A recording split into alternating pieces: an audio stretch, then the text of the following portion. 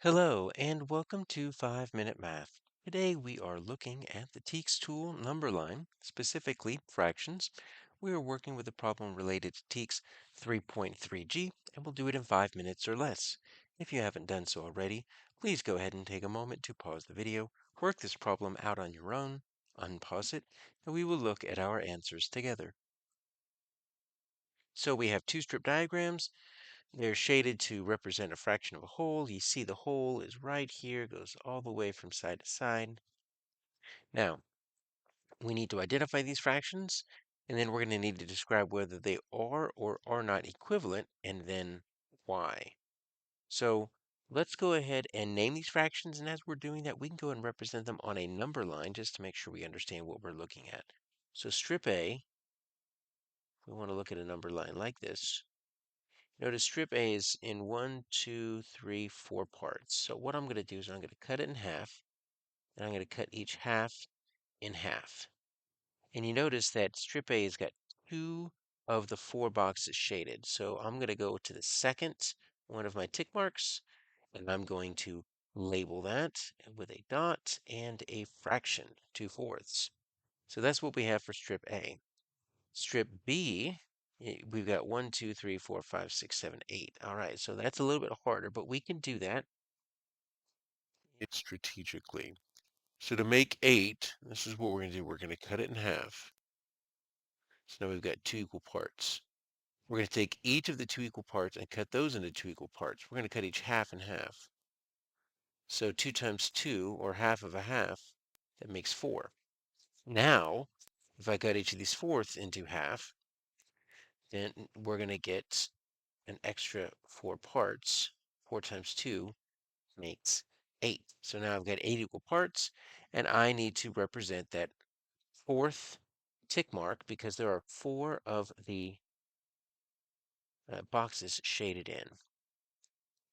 And what we see here is that even if we did not have this representation, we could easily turn this into a strip diagram if we wanted to. We can kind of draw a little bar right here, and we can draw some shades right there. And we can say, look, there's 4 out of the 8 possible bars, and we can do the same thing here. We've got 2 out of the 4 possible bars. So you can always turn your number line into a fraction strip if you need to, or a strip diagram. So are these two equivalent? Well, yes, they are equivalent, and there's a few reasons why. And let's talk about those before we look at our answers. They are equivalent because they represent the same distance from 0. If you start from 0 and you move to the right, you're going to go the same distance to 4/8 as you are to 2/4. The difference is that each number line is broken up into different size pieces. The top is broken up into fourths, and the bottom one is broken up into eighths, but it's the same distance away from 0. Also, you can say on these fraction strips, if you look at the area of this is the exact same area as this right here. The only difference is they took the strip B and they took each of the halves and they cut them in half. If you wanted to mimic on strip A what you have on strip B, all you got to do is cut each of these halves in half. So it's the same amount shaded. So those are two different explanations. Let's see what we have here.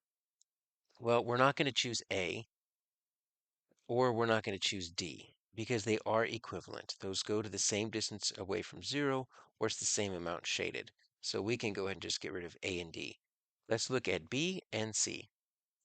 Okay, so B, the two fraction strips are equivalent because the shaded area of strip A, all right, we shaded that in, is the same as the shaded area of strip B. All right, so that is what we said. We said that the shaded area for each of these is the same. And so that's how we note equivalence on a fraction strip. If we wanted to note equivalence in the number line, we would talk about how far away they are from 0. So that looks good. Let's check C. Equivalent because the shaded area of strip B is greater than. Now, there are more pieces, and I get that. There are 4 pieces rather than just 2 pieces, but it's the same area because those 4 pieces are each half the size of the strip A pieces. So this is incorrect, and so our answer here is going to be B.